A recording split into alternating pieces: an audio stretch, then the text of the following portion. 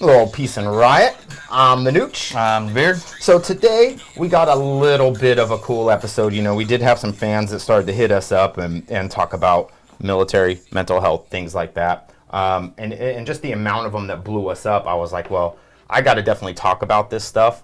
It's been on my mind. I'm not the authority between us when it comes to military. No. Mental health, sure. And that's what they were hitting me up. But what I started to realize was a lot of them were military people. And, you know, we've discussed it. I have a lot of military in my family. You have a lot of military. Your family is, I mean, you are the military expert. You've lived it, done it, failed it, succeeded it.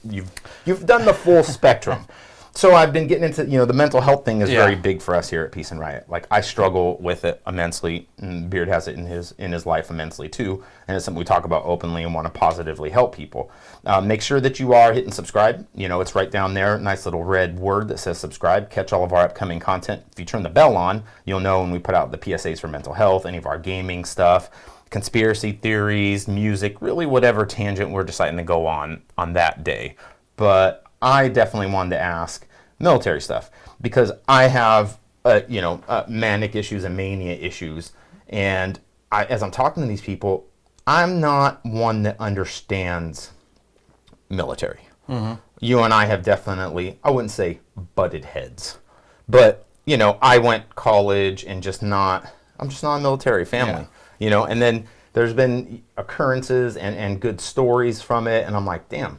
You know, military is pretty interesting. What it provides is a pretty okay thing. And maybe we'll talk about some of the negatives and how they recruit. But outside that, like, it does provide an opportunity that a lot of people wouldn't have. Yes. Agree with it or not. As you know, Mama Nooch in my family is anti-military, anti-violence. Me, I kind of float in the middle generality. I come from a long line of military. The opposite. Like, yours is like, what's your dad? What's your military? What's your military? Like you Brother, military. You were raised with the mentality that I'll probably do military. I grew up on military bases. When everybody else in class wanted to be an astronaut and a firefighter, policeman, scientist, well, what do you want to be? I'm going to travel the world on a boat. I'm going to see the world. I'm going to be a sailor. My dad's a sailor. I was the son of a sailor, like the old Jimmy Buffett song. You know, it runs in the family. Navy was a tradition. We all did it. What's funny is I have military, like my biological father was Air Force, and I did bounce a little bit, you know, Washington, the McClellan, Mather, the West Coast stuff. But see, I didn't have the relationship with him that you have with your father. So that's that foundation and drive of it, you know. The foundation my biological father set in me leads to what else is in this episode, and that's mental health. Right. Yeah, that's where the mix of these two and how you and I end up discussing a lot and getting to know. Even though I'm not trying to say that everyone that leaves the military has mental health issues. No, but you are 50% more likely to commit suicide if you have served in the military than as a civilian. You aren't somebody that I consider that has mental health issues. You're not. I mean, I appreciate that. Everyone has. I've worked a long way to get to that point. I heard a skitter forward. Probably under the road. More things to flip. Yeah. You just don't, you know, and it's something that is fun between us because you're a pretty centered guy, you know, you don't have it, and you're actually a rare military guy that has seen deployment in action, and came back, and I can't say you don't have any PTSD because I've experienced your sleep stuff, so that's usually, your subconscious is pretty fucked, factually. I mean, you can't. But I have my shit really well together. Yeah, except for when you're asleep. Yeah. And you don't have any control. I no longer have conscious control of how to cope. I won't wake him up, even if he tells me to wake him up, because it's just there's a moment of craziness there that's not engageable. Like, there's empty eyes, and as I like to refer to, other people's eyes. When you look into someone's face and you're like, oh, they have someone else's eyes right now. That shit, that's what you wake up. That's your, you know, and we've discussed it before. I think it was audio, though, too, but there was a moment where he wanted me to wake him up. And he said, wake me up at 4 o'clock. Okay, I'm going to come and wake you up at 4 o'clock. I go upstairs into his room. Hey, Beardinsky. He sits up on his arm in his bed, looks at me. Fucking eye contact. I go, wake up, dude. Okay. At that moment, as a human being, you leave. I leave. About 2.5 hours pass, and he comes trudging downstairs, and he goes, hey, bro, what the fuck are you doing? I said, wake me up. I was like, Huh? Wanted to get up at 4. Like, I was so confused at what was going on. I was like, what? Wait, what? And I told him, I go, bro, I came up there and made eye contact, and you talked to me, and he was like, no, you didn't. I didn't. You didn't. I don't remember it. I was like, so he does have that. Yeah. I went through a lot of sleep trauma. I suffered from insomnia for a good while. You know, I went in the military. Hit like if you were in the military. Leave a comment on the branch and anything that you were in there, because I am curious to see where everyone is from and stuff. I think that's important. I ASVAB'd in high school. I think that's a mandatory. They ASVAB, is it? They brought us into the lunchroom. In California, we did. Yeah. So bring you into the lunchrohdon't tell you, don't worry, this test isn't. I scored incredibly high, and they were coming and talking to me. You ever hear somebody score 100? I don't know. They didn't tell us our scores, though. Can you look up your scores? I don't know if that's public access. Yeah, I don't either. You can go to any recruiter branch, and if you've done an ASVAB, they have it on file. I just know Mom and Nooch got mad because they sent a higher ranking officer down to talk to me and another. I was ASB vice president, and the president also. So they took 2 people out of the whole school to an office. You know exactly what I'm saying. Yeah. And they had like a lieutenant, like not a recruiter. They had a guy that you're a real go-getter, Junior. The closer. Yeah. That's who they had. Like what I did forever in the car business. They had the guy that was like, hey, you got 2 guys here. That these guys could possibly be officers. That's what they look for. That ASVAB, hey, look, everyone can be a soldier. Period. I mean, there's some requirement, but... Yeah, there is. You have to at least do a 34, I think, was the base minimum for Army last time I checked. But to join, anyone can. The ASVAB provides them to find the ones they want to pick out of the masses. No, almost. I think every branch has an ASVAB minimum you have to meet now. So if you get a 33, but it's you can't join. Super. Yes.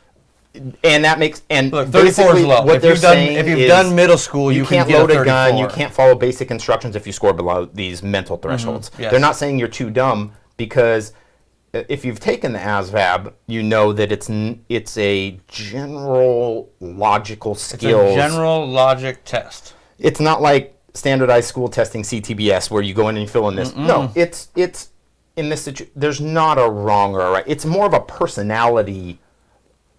Logic skill. It's actually a pretty well developed test. It is a very well developed test, and for those that don't know what ASVAB stands for, it's Armed Services Vocational Aptitude Battery. They want to know where they're going to stuff you.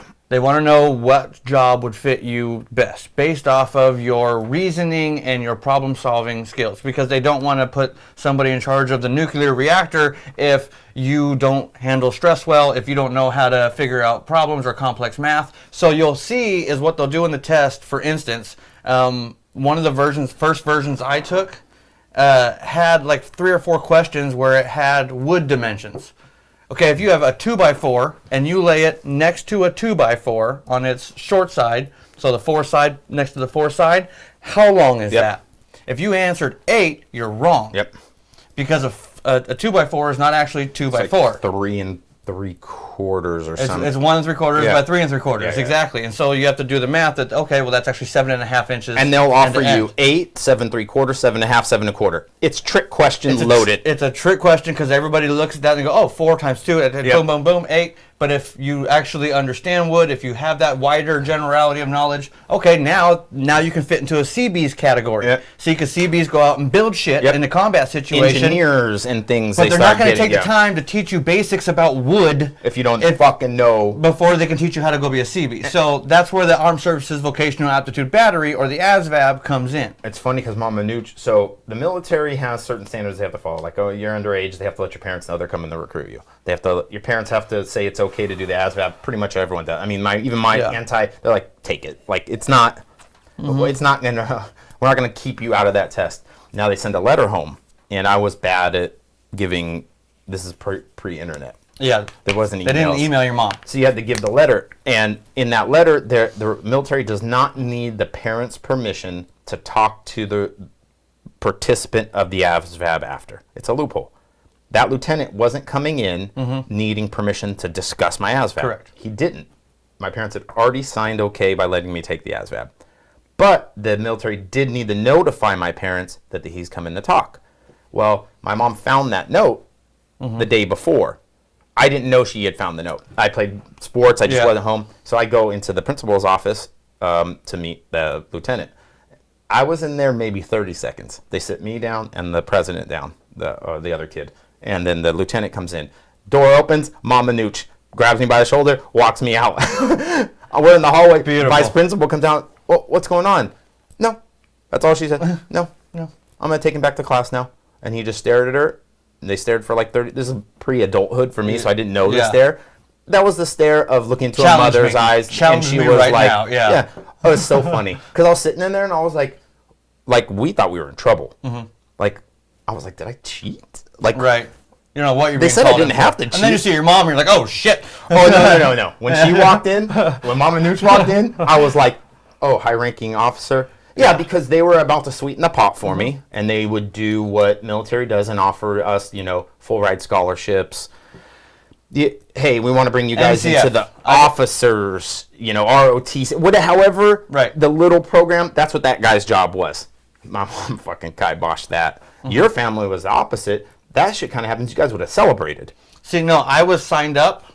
I did what's called DEP, DEP, Delayed Entry Program. That means you already sign up. Sort of like ROTC in Air Force? Is that the same? No, because you do it privately with the recruiter or with the branch. Okay. So you're not doing it as part of a school or an outfit there. But like What branch were you in? Navy. Just so everybody knows. Just so everybody knows. If you're in the Navy, I was in the Navy. Make sure you subscribe. Bam. Yep. Bam. Bam! Bam. Subscribe. So, any and all my military family, my friends, my vets out there, do me a favor, hit the subscribe. Let's get this. So, any of my crazy people with mental health issues, hit subscribe. As far as recruiters, I can tell you my dad was a recruiter for the Navy, but this was way back when. And so, their uniforms look good, though. And he had it easy. He said he had it. That's what almost got me in high school. He said just the uniforms just alone. The uniforms? I was like, oh shit. Now, see, my dad, I didn't know he liked a man in uniform. It was the first time I ever saw crisp. Like, my dad was an engineer on KC-135s, and he just wore his the flight deck suit. The fucking overalls, coveralls. I never in my life had seen dress uniforms other than TV. Oh yeah. Man, that shit That's slick, huh? I mean, it's done on purpose. These recruiters look like that because they sit there and you're a 16, 17-year-old kid. And this dude's bling and bling. I mean, his shoes are so shiny. Uh-huh. Is that a sword? Do you have a fucking sword in it? I'm like, so, it's such a perceptive hook, and it's an important thing. I mean, I am how the world is. You got to have the military, man.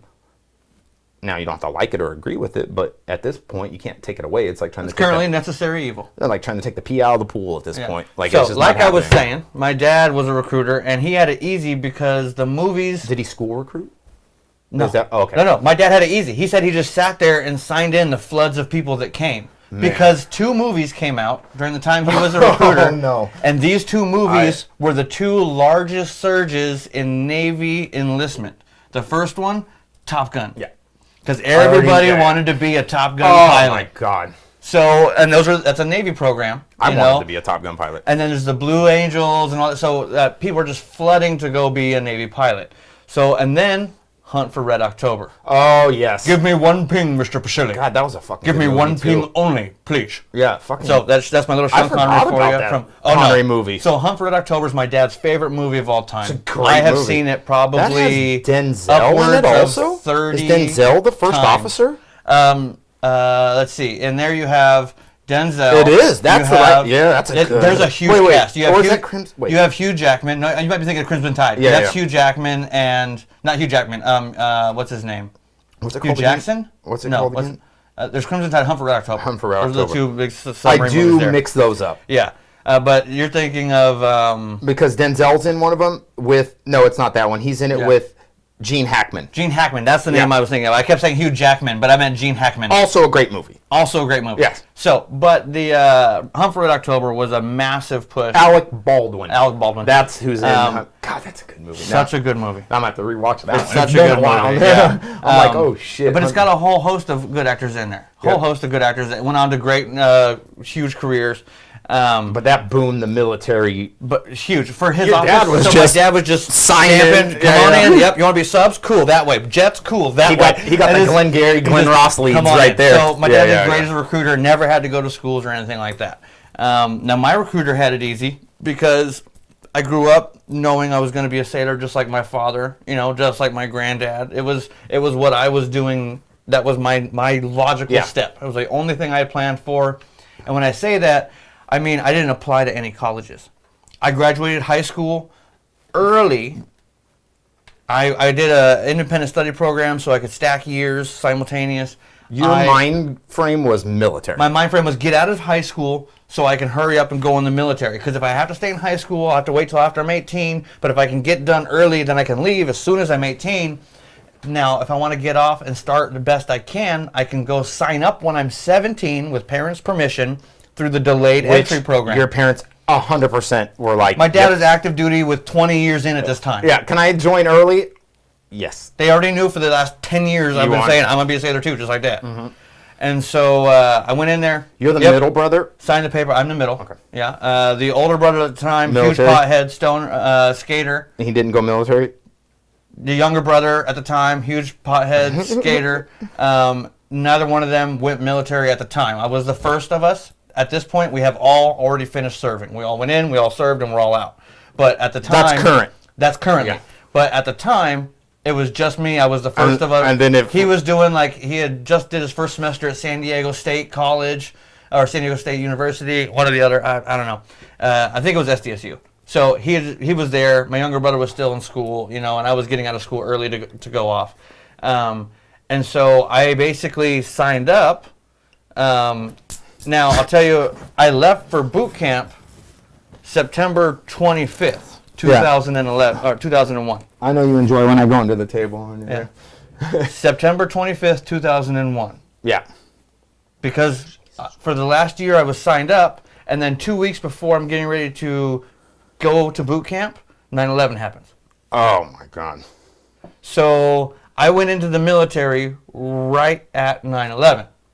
So boot camp for us was, hey, guess what? We just been attacked for the first time in a long time. Like, shit is real now. So everything, we were sleeping in gas masks, you're it got doing everything. Up a few notches there. A few notches. That's crazy, man. I didn't even realize that in all the time you told me that you had gone in, actually at a time where the military switched again to an aggressive stance. I don't always mention that part because I don't want people to think that I was like, oh, we're attacked, I'm signing up. Yeah, no, it wasn't. Because you already were gung-ho about for going. A whole year. Shit, for you, it was probably the opposite. When that happened, you were probably like, oh shit, I'm really now actually... Well, I always knew that sure. With a lifetime of military that eventually something just how most that likely played out, will. You're like, well, I guess this is happening, huh? From day one, okay. Yep. Fuck, that's crazy. It did earn me what's called the National Defense Ribbon because if you happen to join during a time of war, they give you another ribbon, which is actually ranked up there. They sent you out too. You were deployed very quickly. So I did my boot camp, and now with my ASVAB, I actually scored a 93. And the reason why I asked if you knew anybody that scored 100, because you can't score 100. I've never even heard any scores. The ASVAB doesn't go to 100. If anybody says, I got a 100 on my ASVAB, even if you get perfect, guess what? It's not a fucking 100. Yeah, no, I don't know. I didn't get to sit in the meeting long enough where that's where they tell you. So I got a 90, I got a 93. And so they brought me a second test. Did you know if you score high enough on the ASVAB, there's a second test? No, my mom took me out of there. Yeah. So if you score 93, you get a second test. Now, this test is the nuclear admissions exam. Oh, fuck that. You're talking about now world enders. Now, I didn't take chemistry. I didn't take calc. I didn't take trig. I didn't take much in high school. Look, I stopped at geometry. I got my base minimums. How many, you get 4 math credits. Okay, this one, boom. I could do algebra. I could do geometry. That stuff was fast, but I stopped there, And so I'm looking at a nuclear, comprehension exam, and I'm like, all right, well, I got to take it, so let me just take it. I pass. C's across the board. I pass. C, all the above. No, I know. I did my best. I did my best way to reason and work through each problem, but I passed. I barely passed. I passed by 1 point, but I fucking passed. That's on. So once you pass, here's the thing. Here's the offer they give you. All right, cool. We'd like to offer you entrance to be a nuclear engineer. So I was at that point, that was going to be my job title. If I take it, if I say yes, I can go be a nuclear engineer in the Navy. Which then can also stem off into many other... Every nuclear engineer in the Navy only serves one contract. Because the moment you serve that one contract, you now get offered $800,000 a year positions working for private companies. And then you become a contractor. Private citizen, you government contracted, military. Now, they don't tell you this when they're offering you this. They tell you, hey, look, we will give you a $100,000 sign-on bonus as soon as you complete your next 4 years of college. Basically, you go to boot camp. We're going to send you to college. You do 4 years, and then you do 2 years at a station with all this with this information you've got. Yeah. And then after those 2 years, you got to go do 4 more, and then 2 more. So it's one of the only slots you have to do 6-year contracts. I was okay with the 6-year contract. I graduated high school early so I can get out of school and go be in the military and see the world. And so I said, is it mandatory that you have to do these 4 years of college before? Yeah, no thank you. I'm out. I want military. Yeah, so I was like, what other stuff you got? And so he was trying to give me this whole top of the barrel, bottom of the barrel comparison and make me still choose. And he goes, diesel engineering. It's where all the people with 34 ASVABs go to. You were like, I want that. And I said, okay, so I can either take... I am the guy who guessed and barely passed the exam. So you're talking I'll be the bottom of my field in nuclear physics and nuclear engineering. And knowing you that's not comfortable. Or I can go to the diesel engineering platform. And be the man. So, be the diesel of the diesel. I chose to go diesel engineering. And that's how I became an EN, EN was my military rank, an engineer in the Navy, which is a diesel at the time. What was your first deployment? My first deployment was a 10-month Westpac. That's a Western Pacific tour. And that's when you go, it's supposed to be when you go on the Western Pacific and you go out to like Japan and Hawaii and Guam and maybe Australia. But in time of war, you just take the Western Pacific to the Middle East. And then you're there. Because your deployment started Western Pacific, now detour. Right. Yeah. So, and I was on a very old diesel platform ship that just came out of dry dock in Japan. So it was basically a hunk. They don't repair our stuff over there like we can here. And so when you get ships that have been at a foreign station a long time come back home. Some TLC. So here's the thing. This ship was supposed to be getting some love, and they go, oh, we're going to war. So instead, let's just man it and get it out there. And that was my ship. So after I did my... What did you do on that? I know these. I'm just asking I get it. Because it's there. If you have done tours or anything, make sure you hit like. If you've done a deployment, I want to put down in the comments how long it was, where you went. I'm just trying to make sure to ask the questions like I've asked you over the years and years of knowing you. Because I didn't stay in diesel engineering. Yeah. And I know that's where you're getting with that. Because he didn't work on diesel engines. I did. But not. I did. Let me tell them. Yeah, exactly. So that's why I asked the question. He knows why I asked. Yeah, I do. So I did my diesel engineering A school after boot camp. I served my boot camp. I say serve it because it's very much like it's all metal and iron and brick and block, and you're showering with 80 other guys. So I served my boot camp. That was his favorite part, just to be clear. Like when they said it's group showers, he was like, oh. Look, we're singing working at the car wash. You just walk in onto the row of showers and walk out. You got that much time to scrub and wash. Timed eating, time showering. So I served my boot camp, and then I went to engineering A school. And that's where you go and learn the basics of combustion engines, diesel, and how they work, suck, bang, blow. And that's what you learn because it sucks in the air and the fuel, and it makes it bang, and then it blows out So anyway, you learn all the basics in your A school. Now, because I graduated top of my class in A school and I have documentation, I can bring out certificates and all that kind of stuff if we need to. Just to be clear, I've called him out on everything. He's just same way like me with basketball. Everything we've ever claimed in life, we're just the type of friends that we're like, well, maybe I'm not going to say show me the paperwork, but I'll start looking up questions I can ask him. He'll do the same, and then you get to the point where you're like, oh yeah, this dude really did this. But I got one blue folder upstairs, and that has all my Navy certificates and everything like that. So I graduated top of my class in engineering A school. And so they offer me what's called a C school. And a C school is where you get a specialty. And that means, okay, you're an engineer like all the other engineers, but you can also work on this specific piece that these guys can't, And so they offer me small boats because I worked at a marina as a teenager. So I knew a lot about, driving little motorboats. You had a little inside knowledge on it. Yeah. So they go, hey, look, you graduated top of your class. You got inside knowledge in small boats. How would you like to go be a small boat engineer? And that means instead of working on the giant ship engines, on the little boats they have on the ships, you work on those instead. And I thought, well, that's great. I love being special. Hey, look. I love being special. Yeah. Plus, because that means I get to go train. You like being special, That also means I get to go train at NAB. NAB is the Naval Amphibious Base. That's where the SEALs the Navy frogs, the underwater welders, all the Navy Special Forces crews train at NAB. And that's where the small boats teams train. That's where SWCC, Special Warfare Combatant Craft, trains. And that's where small boat engineers go to learn. And this is for the layman like me, why he went and trained there, so you can understand on my level, and that's why I explained the military and stuff is important. He drove the SEALs.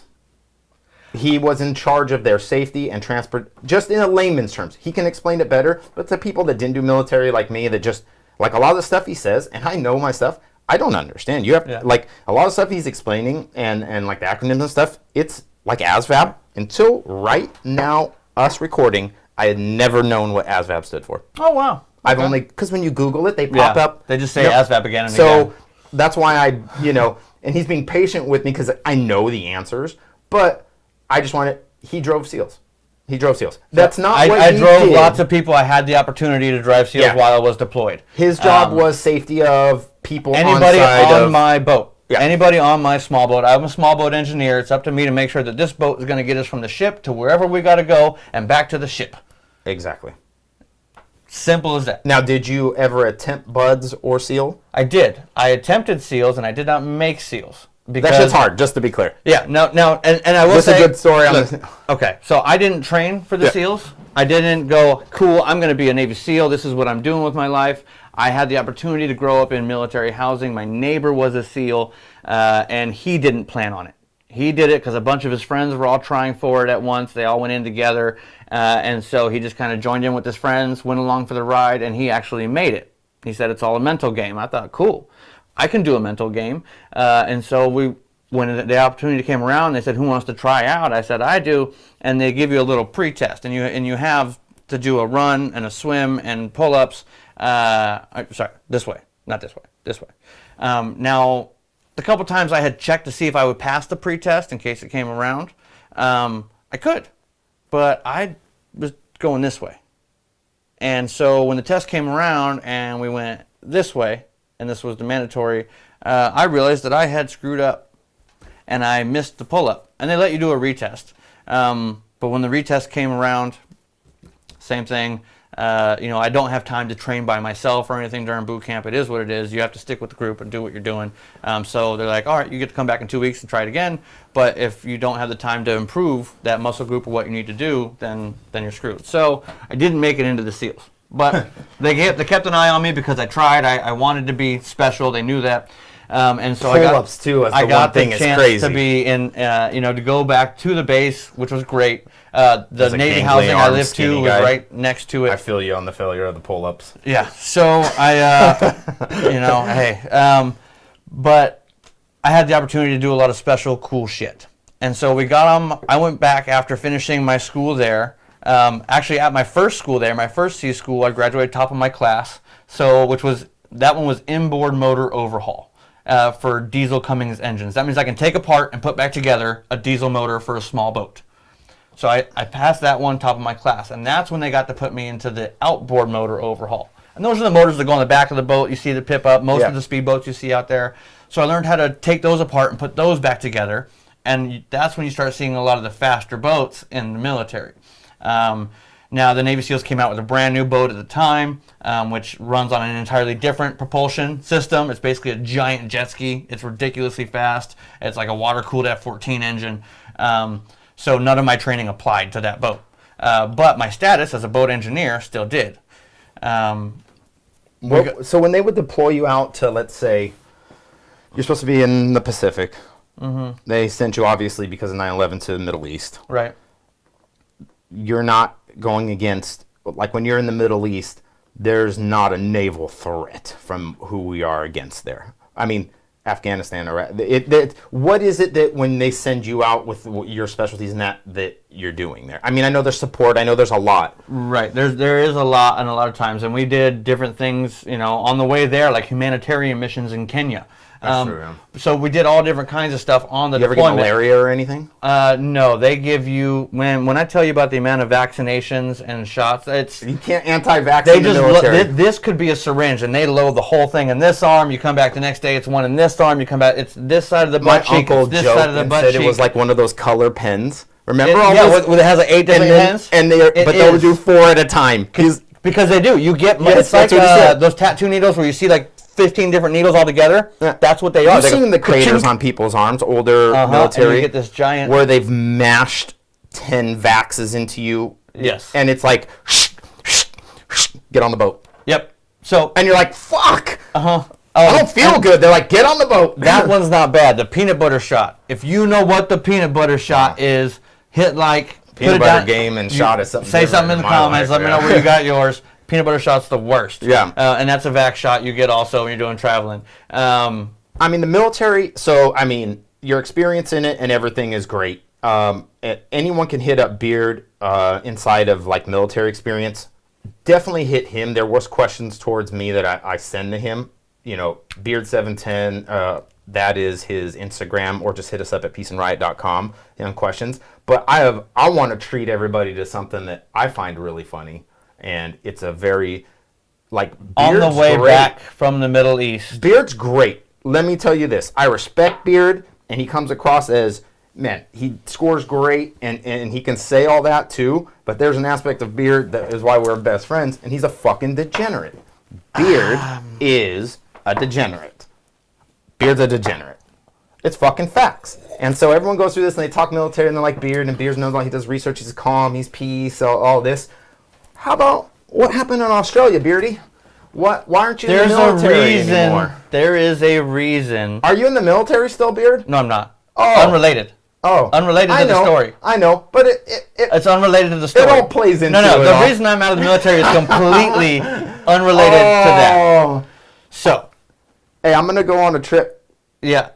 You want to come? Oh, you can't. No. Oh, I'm sorry. Yeah. I'll let him go on this one. This is a treat for you guys, and I've got him to tell this story because, hey, look, he does a lot of great things. Military things, great, everything, Beard.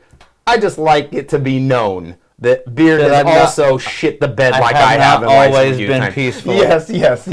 Correct. So, Beard, hey, when you were coming back, what happened in Australia? Stuff, and then I got kicked out of the country of Australia. Kicked out? Is that it? So they kicked. They used the term banned, and you could go back. No, you couldn't leave and come back. Banned from the country. See, I've been kicked out of bars, and then when I go back, they let me back. No, I can't do that. Yeah. And why is that, Beard? What happened? What'd you do there in Australia? What were you? So what had happened? So there I was. I'm gonna say so. There I was.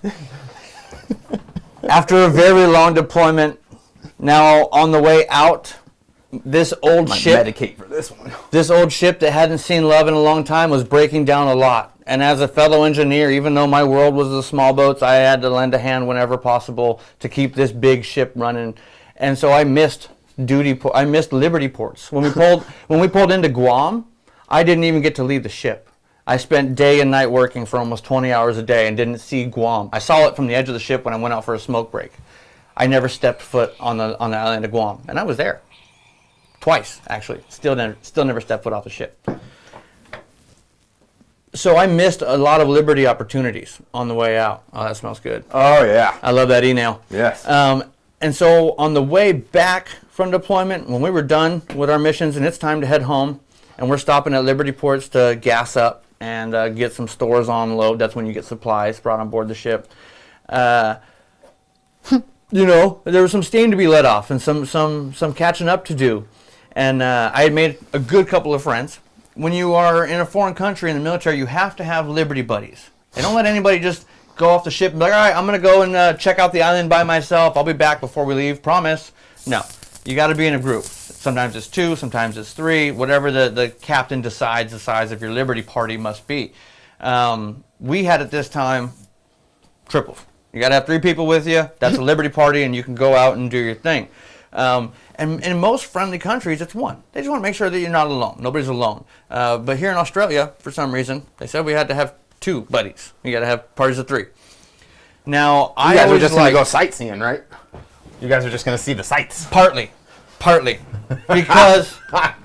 Because growing up with my dad in the Navy, he said he always enjoyed not just staying right there on base where the ship was, not just in port, but go get into the land and see the people, eat the food, experience the country. Fucking get in there. You got in there. So there's all these bars around the port, and of course that's where everybody's drinking at. But I don't want to be drinking with these same motherfuckers. I've seen their faces for a year now. You know what I mean? I want to experience. This is my chance while I'm on deployment. You've missed so many. I have, and so like I said, there's making up to like do. A fucking just like, you're just cool. Most of my exploring was in the Middle East. You're like, I've been to Bahrain and Dubai, and you're not partying there. I'm not partying. They don't have bars, and it was Ramadan. You know what that means? Oh my God, it was nothing. That means there's no food, there's no booze, there's no nothing. So now you're in Australia, which is like fun America. The Foster's commercials are, Foster's Australian for beer, still playing like crazy back in the States, which they don't drink over there at all. Yeah. And so I'm like, let's get away from the coast. Let's go find a bar inland, and let's go there and let's talk to some Aussie, And so we do. And I say we, I mean me and my two buddies. And let me tell you who my buddies are. I have Sergeant Gomez. And Sergeant Gomez is the hand-to-hand combat instructor for the Marine detachment on board our ship. Which is a good person to calmly go out and drink with. My ship was designed to carry Marines. That's the type of ship it is. And so we always had Marines on board, and the hand-to-hand combat instructor, who's, hey, everybody is a grunt in times of war. Gomez is one of my guys. Now, I know Gomez through the other guy, Quick. Quick, who is surprisingly quick for his size, is not the first thing you think about him when you see him. He was tiny, a guy called Tiny. A guy called Tiny, and you come, Yeah, exactly. So Kevin Quick, bald-headed, he had the skyline of the city of St. Louis tattooed around his neck. Skyscrapers. It's like a quality group of columnists going out in Australia. See, he was only in the Navy because it was either do 4 years in the Navy or do 6 years in the pen. And so he got the choice and he chose Navy. This was one of the last boiler technicians. Boiler techs were known for being... The word is banned also, just to reiterate where this goes. Banned. This crew of characters leading up to it, you're now seeing why this... Yeah, that seems real safe, real good bet. We had never had any problems with anybody before. We're all very level-headed individuals. Until we were provoked. With alcohol involved. With alcohol involved. Yeah. Yes, it was deemed an alcohol-related incident with gross bodily harm. And so we went to a bar, and it was a rather large bar. It must have been 10 pool tables along one side of the wall, one side of the building on the inside. Couple story, a little half story here, pool tables all over here, big dance floor on this side. I would say a couple hundred people. For the fullness, probably a couple hundred people in there. Pre-COVID, just so this is again just so everyone's understanding. I don't want anyone to assume mid to late 2002. Yeah. And so mid to late 2003. I apologize. Because I went in training, then went over there, came back. So mid to late 2003. And you guys are in there just chopping it up, right? Being super kind. The three of us are playing a game called Cutthroat on the pool table. It's a 3-person game of pool. And so we're just shooting pool, and we're having some beers, and we're enjoying being off the ship and away from everybody else, being in regular civilian clothes, because we've been wearing nothing but uniforms for months on end. And then Australians like to drink. Then the shatter. And the shatter comes from Quick shooting his shot, getting ready to break it, and then drawing his cue back before slamming it home and breaking him in. And we drew his cue back, the little screw that holds the rubber grommet on the end of those public stick. There's no grommet there. It's just a screw on the end of a stick. Hits this guy's glass. Just tink.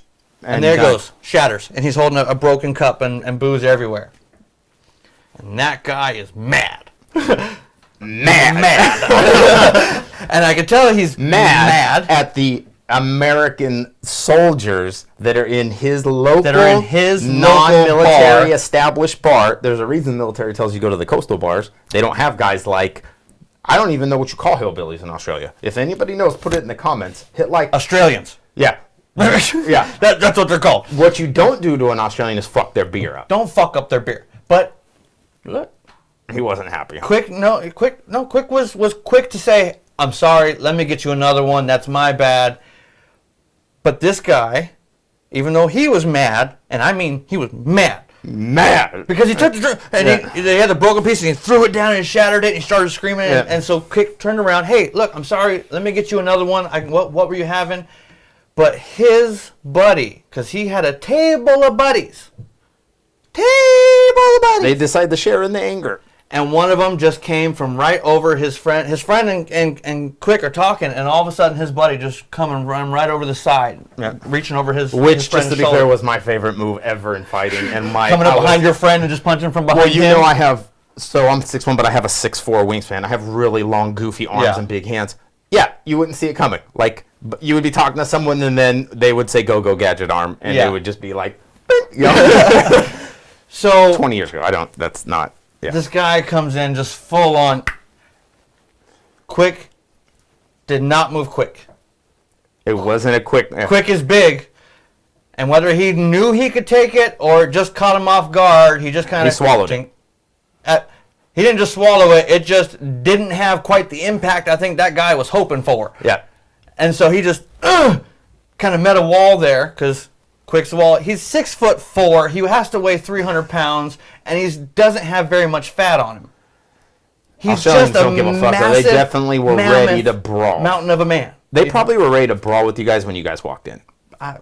And you guys just gave them that. We were there for maybe an hour. It was like our third or fourth game. Were you wearing civilian clothes? Civilian clothes. We were wearing civilian clothes. Yeah. But odd accent comparatively to the rest of the bar. Clearly not Australian. And probably a little loud, joking with each other. Yeah, I don't recall those details. I don't mean so being but rude that way. I just mean people could hear you were definitely not Australian. All I know is I wasn't even focused on the rest of the room. I was having fun with my buddies, shooting pool, and then I heard the shatter, and I could see him holding the cue still, and it was obvious what was happening. And then I saw his buddy come there and reach around for and just. And then you guys got banned, right? Nothing else. Well, Quick is still holding his stick. He's still holding his cue, and he just kind of looks at him, and he does this, and as soon as boom, sticked them, hits them both because they're like two of them side of the head, and so all of the other friends at the table, turned into like a Steven Seagal movie. It turns into just, but we are outnumbered. And maybe this is where we're going too far, so we grab the sticks. And so it's just hitting and swinging our way. In literal numbers, yes, but how it would be viewed is you're 3 actively trained. 3 military personnel, one guy's a combat instructor, him the most. Yeah, your guys are trained to take on exactly what's happening. These guys don't know it, and And so, we did exhaustingly. It literally felt like I couldn't even lift my own arms anymore. Just swinging and grab that stool and throw it that way. Grab this cue and hit this guy. Grab that ball and throw it at that dude. And it was just non-stop for so long. But in reality, it was like a minute. No, in reality, it was like 15, 20 minutes. That's of just a non-stop brawl. I've been in a lot of fights, and after about 30 seconds, if you don't think so, go find a heavy bag. And just punch it. For 30 seconds. Punch it for 30 seconds to a minute. As hard as you can. If you can make a minute, I'd be surprised how fast you get exhausted. Oh, yeah. But you're not just speed punching for that amount of time in a real bar fight. Now you have your adrenaline going, so you don't realize for the first 10 minutes even what's happening, really.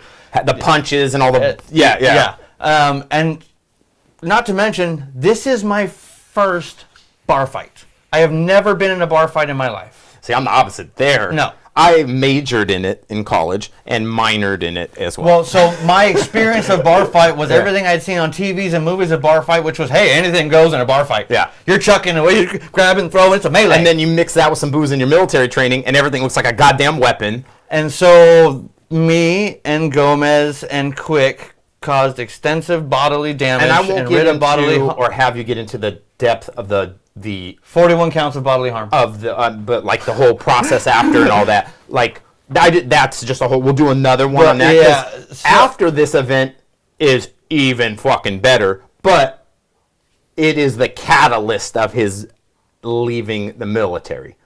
Like he said, it isn't the exact reason, because beard doesn't stop there. We're knuckleheads, you know? And we were young, and, you know, when you're a knucklehead, you do knucklehead shit, and you don't think logically, and it is what it is. But he fucked a bunch of people up at a bar, 41 motherfucking counts. Do you know how hard it is in the military to get banned from a country? We have, like, there's law loopholes in these countries, like Australia, where if this would have happened at one of the coastal bars, where there's not an agreement, but there is, it would have been more lenient. It's the fact you guys didn't go where you're supposed to go to. You guys went off the beaten path. Yeah. You guys made a consistent line of bad decisions. There was never a good decision in there. So when it all came down, the military was like, what the fuck? You're not, they want to let you off. Yeah. They can't. That was the first time the Navy busted me down a rank. Yeah. Where they were like, a whole country? Like, how? Yeah.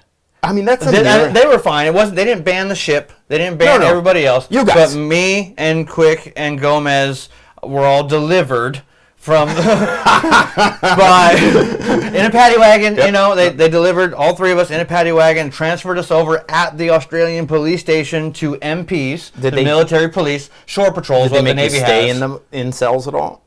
No, they had the bench inside. Straight back to the ship you're going. That's what they did. Yeah, they brought us in the car from the bar, because we got to the exit of the bar. We got outside, and there's just car, lights, you know, all around. We're like, that's when reality started to hit a little. All right, yep, yes, the sir, adrenaline drops down, and you're like, yeah. And you're like, oh, I did a bad. I'm in danger. You know, I wonder if a mental part of it is too, because you're in civilian clothes. Put us in the paddy wagon. They took us to the. I bet that played a role. They took us to the station there. They have a bench with a metal bar attached to it, and it's a handcuff to the bar. You know, and so we were all on the bench and on the bar. It's called on the bar. Mm-hmm. And then Gomez was talking to one of the guys. He got them to contact Shore Patrol, and so we had to sit there on that bench for like 8 hours. And then Shore Patrol comes and and we were like 45 minutes, you know, more inland than shore.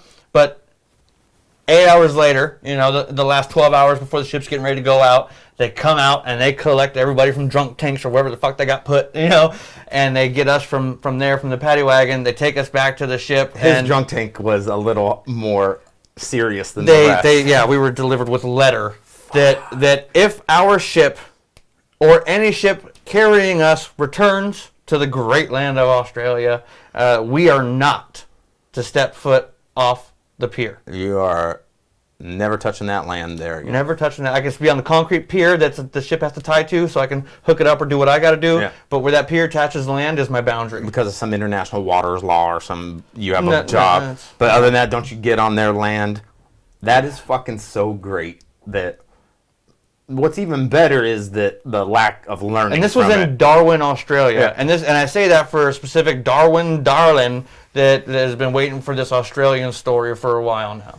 Yeah, it's stuff that is fucking great for me to hear. I love it because I just don't have any of that experience. You know, I was in the military. To me, it's like, okay, so they put you all on this big fucking metal ship, train you to kill people, and then send you to other countries to drink. Got it.